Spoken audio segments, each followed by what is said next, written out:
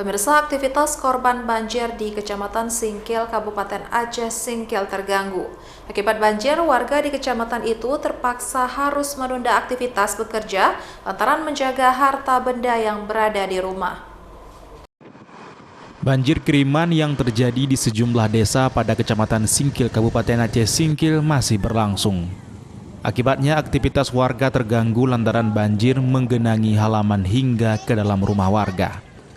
Akibat banjir yang terjadi, warga terpaksa harus meluangkan waktu untuk mengevakuasi dan menjaga perabotan dan peralatan elektronik agar tidak terendam.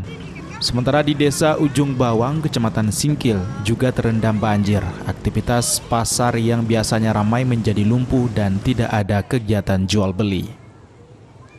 Akibatnya, puluhan pedagang yang biasanya berjualan di pasar itu harus kehilangan mata pencaharian akibat banjir yang juga menggenangi pasar.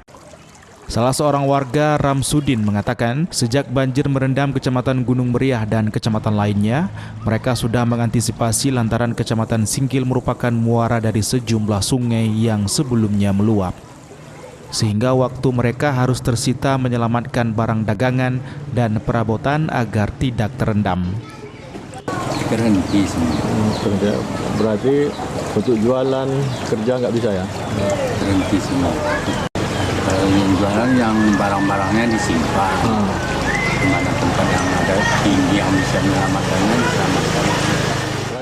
Hingga saat ini, Badan Penanggulangan Bencana Daerah Kabupaten Aceh Singkil masih melakukan pendataan terhadap dampak banjir yang terjadi.